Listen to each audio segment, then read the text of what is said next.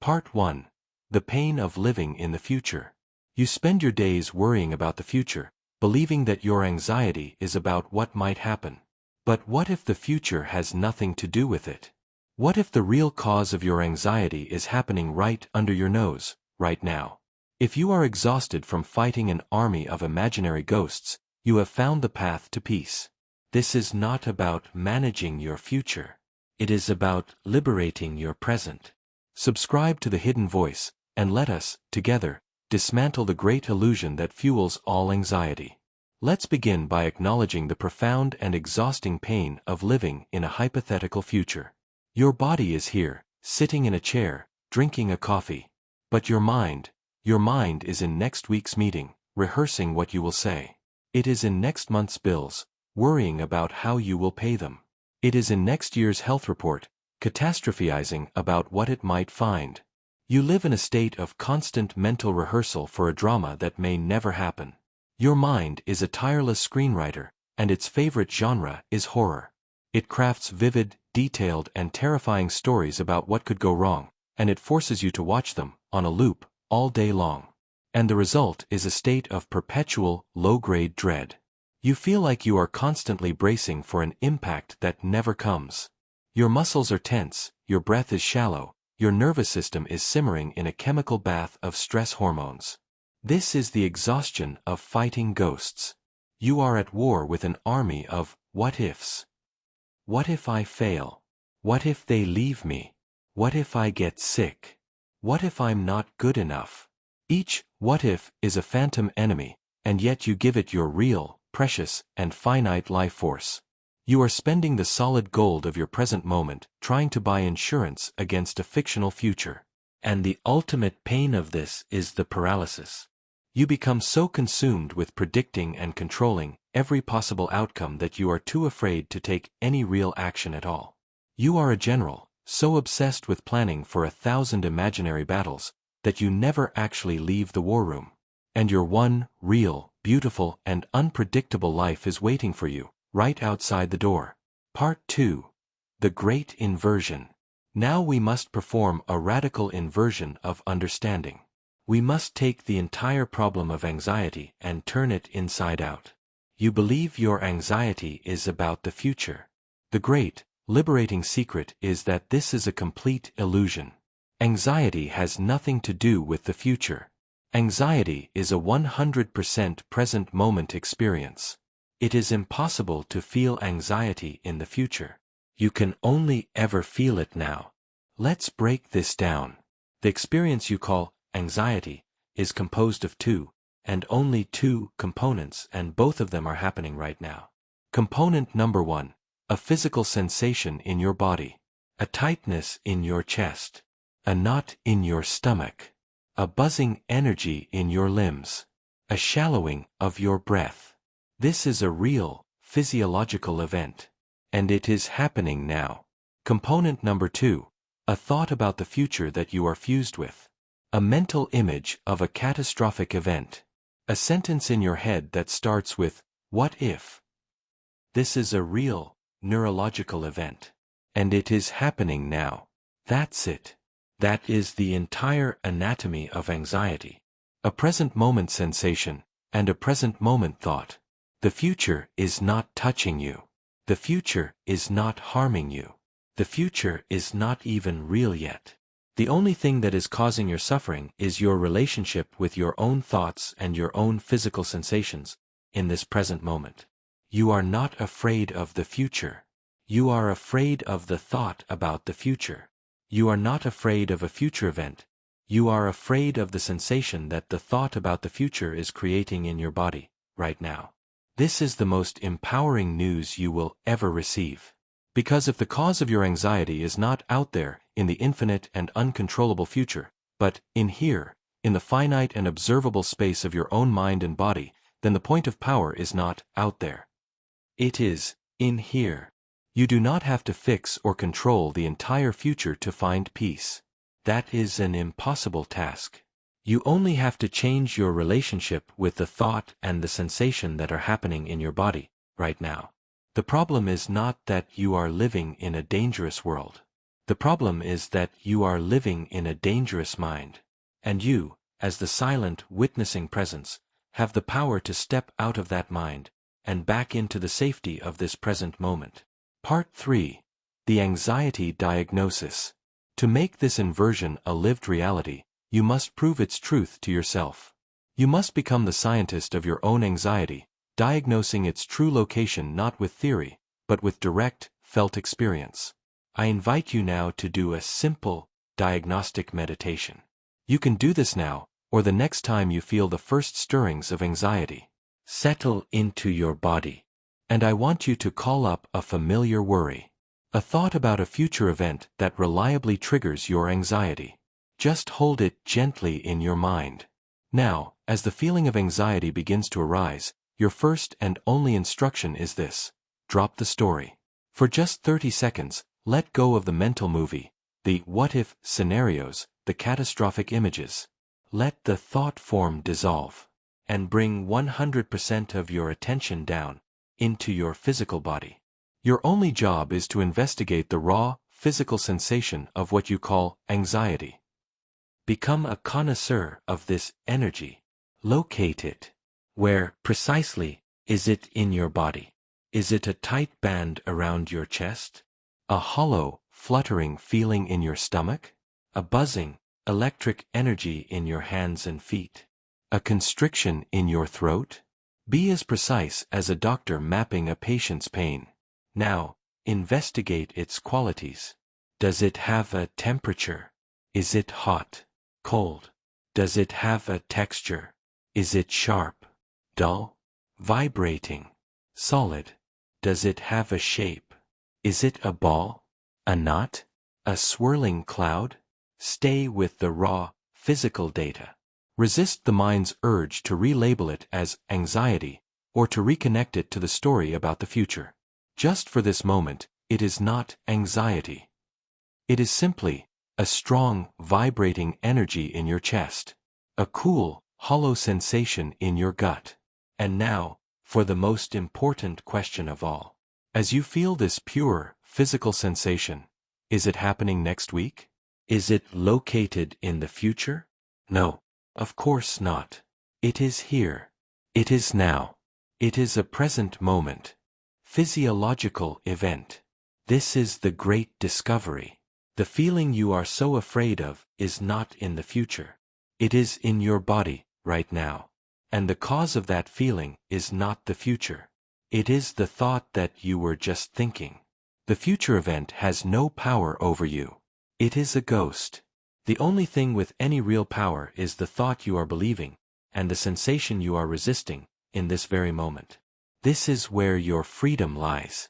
You can stop trying to control the uncontrollable ghost of the future, and you can turn your full, loving, and courageous attention to the one thing that is real. The feeling that is happening in your body right now. Part 4. The Tyranny of Time. This habit of projecting our consciousness into a fictional future is the very mechanism that creates what we call psychological time. And it is this psychological time, not chronological time, that is the source of our suffering. The great spiritual philosopher, Jiddu Krishnamurti, built his entire life's work on this single, profound insight. He taught that thought, by its very nature, is a movement of the past. It is the response of memory. And when this past-based mechanism of thought projects itself forward to create a future, it creates the illusion of psychological time. And in this illusion, we live our lives. Krishnamurti famously said, "Thought is time. Thought is born of experience and knowledge, which are inseparable from time." Your anxiety is the perfect proof of this. It is a vivid demonstration of thought creating time. What happens is this: a thought arises. What if I can't pay my bills next month? This thought is, itself, a product of the past. It is born from past memories of scarcity, past experiences of fear, past cultural conditioning about money. This past-based thought then projects itself forward and creates a fictional future, a next month, filled with danger and doom. And you, the conscious being, become hypnotized by this projection. You leave the solid reality of the present moment, and you travel, in your mind, into this imaginary, thought-created future. and you suffer there. You feel the pain of a future that does not exist, a future that is nothing more than a ghost created by the memory of your past. This is the tyranny of psychological time. It is a prison created entirely by thought. The real cause of your anxiety is not the future. The real cause is your belief in the reality of this thought-created future. It is your unconscious habit of leaving the sanity of the present moment to go and live in a mental construction. Krishnamurti's radical invitation was to see this process for what it is. To see that next month's bills, as a source of anxiety, do not actually exist. The only thing that exists is the thought about next month's bills. And the thought is just a vibration, a memory, a ghost. It has no inherent reality. To be free from anxiety is to be free from psychological time. And to be free from psychological time is to learn to live so completely, so radically, in the reality of the present moment, that the thought projections of the mind no longer have the power to pull you out of it. It is to see the thought, but to no longer believe in the world it creates. It is to choose the reality of your senses over the fiction of your mind. Part 5. The Parable of the Sailor and the Shadow of the Wave. To truly anchor this understanding of how we create our own anxiety, let us tell a story. The Parable of the Sailor and the Shadow of the Wave. Imagine a young sailor on his first great voyage across a vast ocean. 4 weeks, the sea is calm and the journey is peaceful. But then, one day, a monstrous storm arises. The sailor is caught in a tempest of unimaginable power. He is forced to navigate a single, colossal, terrifying wave. A wave so large it threatens to swallow his small boat whole. With every ounce of his skill, his strength, and his courage, he steers the boat up the face of this great wave. His heart is pounding, his body is flooded with adrenaline. It is the most intense and present moment of his life. And he survives. He crests the wave, and he sails down its other side, back into the relative calm of the sea. The great, real, present moment danger has passed. But the sailor has been deeply changed. The memory of the great wave has been seared into his nervous system. And now, a strange thing begins to happen. For the rest of his journey, even on perfectly calm and sunny days, the sailor's eyes are not on the horizon. They are glued to the wake of his own boat. He stares at the small, harmless ripples, the churning foam, the dark shadows that dance on the water's surface behind him. And his traumatized mind, using the memory of the past, projects it onto the future. He looks at a dark shadow in the water, and his mind screams, "Look out! Another giant wave is coming!"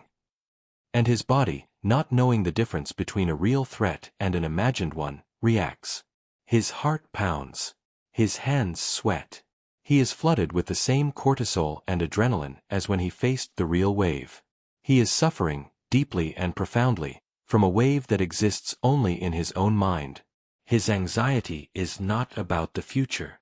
It is the past, haunting the present, and disguising itself as the future. You are that sailor. At some point in your past, perhaps in your childhood, perhaps in a past relationship or career, you encountered a giant wave. A moment of real, painful, and overwhelming threat. A moment of abandonment, of shame, of failure. And you survived. But the memory of that wave, the energetic imprint of that trauma, is still stored in your body. And now, your mind, in a misguided attempt to protect you from ever being hurt like that again, is constantly scanning your environment for anything that even remotely resembles that original wave. It looks at a harmless shadow, a new project at work, a new relationship, a new financial challenge, and it sounds the alarm. It projects the memory of the old pain onto the screen of the future and says, "See, it's going to happen again." And your body reacts as if it is happening again. The anxiety you feel today is not a premonition of your future. It is the echo of your past. It is the shadow of an old wave, felt in the present moment. The real cause of your anxiety is not the future, it is an unhealed past. Part 6. The Biology of the Imagined Future. This is not just a psychological metaphor. It is a biological and chemical fact. Your body is a magnificent but ultimately simple organism. It has one primary directive: to keep you alive. And it cannot tell the difference between a real, physical threat happening in the outside world and a vividly imagined threat happening in your mind. Let's look at the biology. When our ancient ancestors were faced with a real, present-moment threat, a saber-toothed tiger, their bodies initiated a brilliant survival response. The amygdala, the brain's alarm center, fired. This triggered the release of powerful stress hormones, primarily adrenaline and cortisol. These chemicals prepared the body for immediate, physical action, to fight the tiger or to run from it. The heart rate increased, blood was diverted to the muscles, the senses became hyper-alert. This is the fight or flight response. It is a perfect system for dealing with short-term, physical dangers.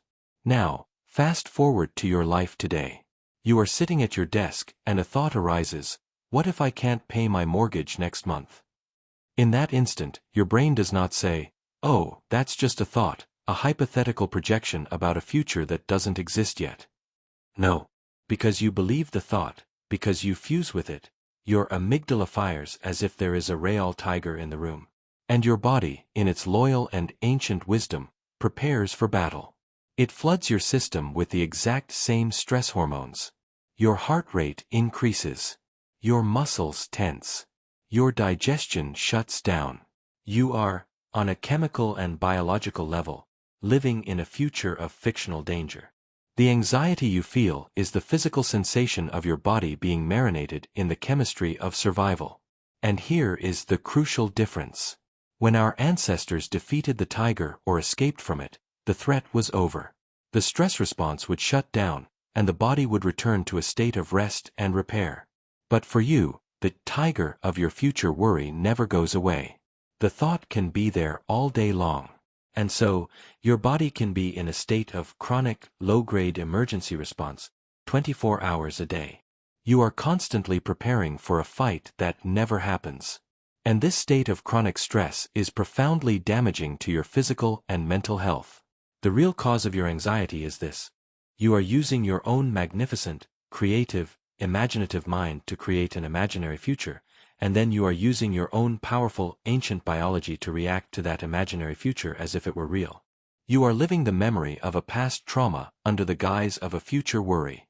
And the solution is not to create a better, safer, more controllable future. The solution is to have the courage and the wisdom to withdraw your belief from your own thoughts and to bring your body, and your mind, back home to the only place that is ever truly safe. The simple, tangible, and tiger-free reality of this present moment. Part 7. Rituals for returning to now. The cure for anxiety, then, is not to build a better future, but to become a master of the present moment. The future is an illusion that torments you. The present moment is a reality that can heal you. To break the spell of anxiety, you must have practical tools to pull your attention out of the imaginary future and to anchor it firmly in the here and now. These are the rituals of returning.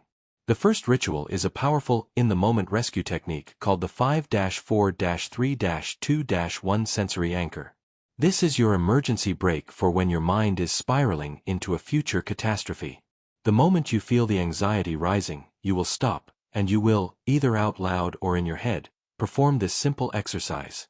You will name 5 things you can see right now. Look around the room and name them. I see my laptop. I see the blue cup. I see the light on the wall. I see my hand. I see the dust on the table. 4 things you can feel physically right now. I feel the chair supporting my back. I feel my feet flat on the floor. I feel the fabric of my shirt on my arms. I feel the air on my skin. 3 things you can hear right now. Close your eyes and listen. I hear the hum of the computer.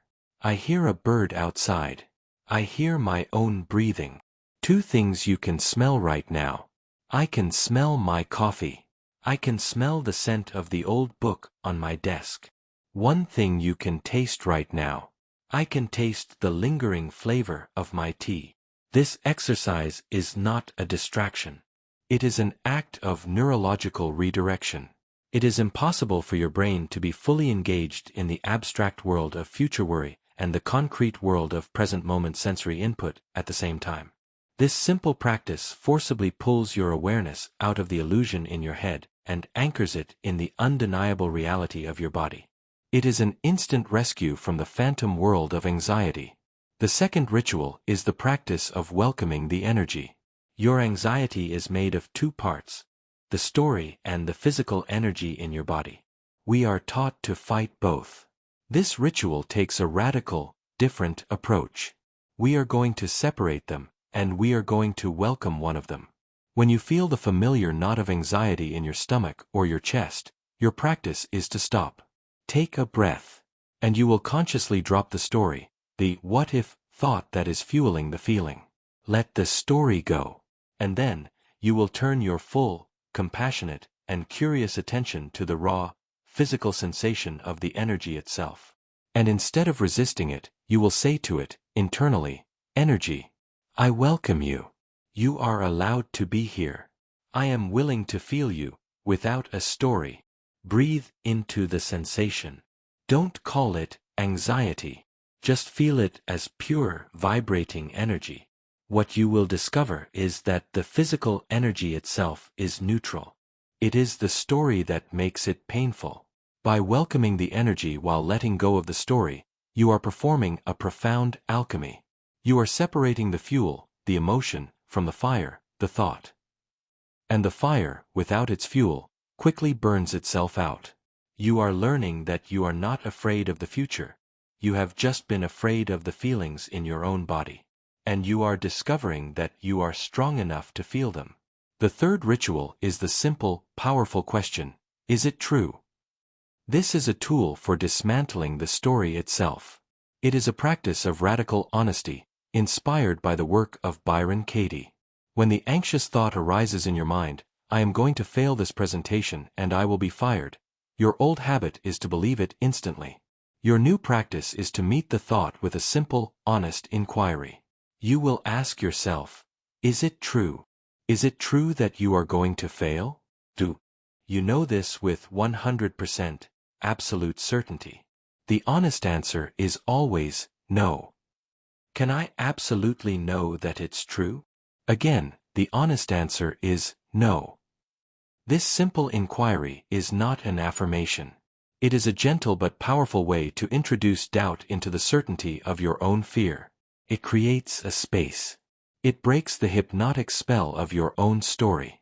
It reminds you that the future you are so afraid of is, in fact, nothing more than a single unexamined, and most likely untrue, thought. Part 8. The Resistance to Uncertainty. As you practice these rituals, you will begin to see a deeper truth. You will see that the real root cause of your anxiety is not the fear of a bad future. The real cause of your anxiety is your profound and deeply conditioned resistance to the uncertainty of the present. Your mind, the ego, is a control machine. It believes its survival depends on knowing what will happen next. And it cannot know. The future is, by its very nature, unknowable. And this not knowing, this uncertainty, feels like a kind of death to the ego. And so, it creates a strategy. If it cannot know the future, it will at least try to predict it. And because its primary directive is survival, it will almost always predict a negative future. It is better to be prepared for a tiger that isn't there, than to be unprepared for one that is.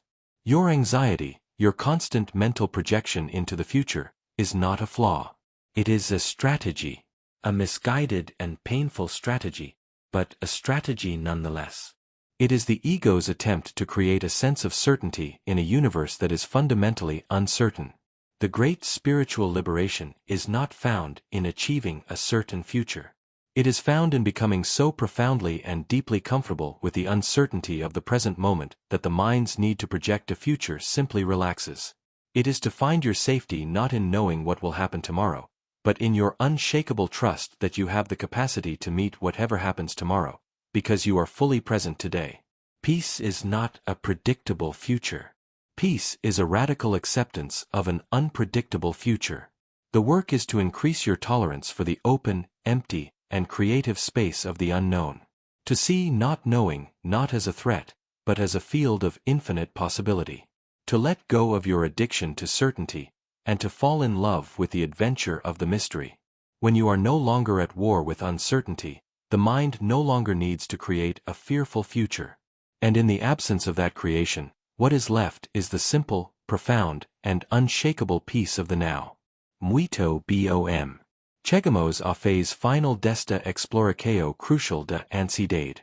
Mantendo o nosso formato limpo, aqui as duas últimas secos do guio, Part 9 e Part 10, seguidas do CTA final, prontas para anaricao.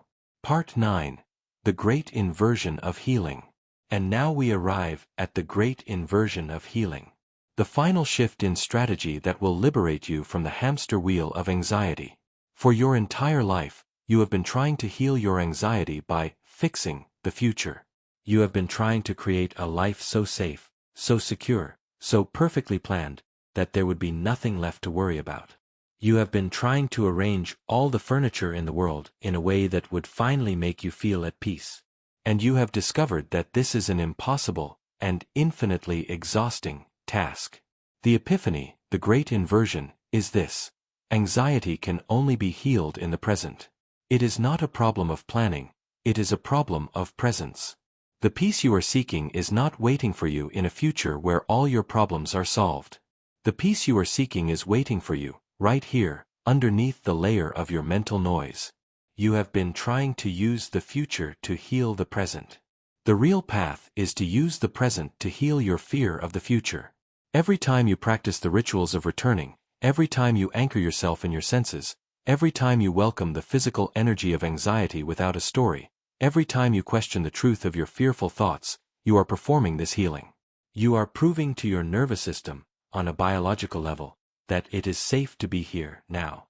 You are demonstrating to your own being that you can, in fact, handle the uncomfortable energy of uncertainty. You are building, moment by moment, a profound and unshakable resilience. The goal is not to create a future where no big waves will ever come. The goal is to become such a masterful sailor, so deeply anchored in the vessel of your own presence, that you know, with absolute certainty, that you can handle any wave that might arise. This is the shift from seeking safety in circumstances to finding safety in consciousness. When you know that your true home is the silent, peaceful awareness that is your own nature, a home that can never be threatened by any external event, the mind's frantic need to control the future finally, blessedly, relaxes. Part 10. The Peace of the Present Moment. And so we come to the end, which is the beginning. The simple, profound, and ever-present truth. The real cause of your anxiety is not the future. The real cause of your anxiety has been your resistance to the present. It has been your belief that this moment is not safe, that this moment is not enough, that peace and security are somewhere else. The final letting go is the letting go of that search. It is the cessation of the endless project of trying to get there, and the simple, courageous, and deeply restful act of finally, fully, arriving here. Here, in the simple reality of your own breathing. Here, in the solid feeling of the earth beneath your feet. Here, in the vast, silent, and peaceful awareness that is hearing these words. This is the only place you have ever been. This is the only place you will ever be. And this place, this simple, ordinary, and miraculous present moment, is, and always has been, completely free of anxiety. Anxiety is a ghost of the past, projecting a shadow onto a fictional future. It cannot survive in the bright, clear, and undivided light of the now. The peace you have been seeking is not in getting the right answers about tomorrow. The peace is in stopping the questions, and simply inhabiting the reality of today. Your freedom is not in a future without problems. Your freedom is in a present that is fully lived. This profound, unshakable peace of the present moment is your birthright and your true home. If this journey has helped you to find the path back to it, then help us share this liberating truth with a world that is so lost in the future. Subscribe to The Hidden Voice. Like and share this message. Every interaction you make helps to guide another soul out of the phantom world of anxiety and back into the real, living, and peaceful sanctuary of the now. Thank you for your courage to be here. Now, go and enjoy the profound and simple miracle of this one, single precious moment.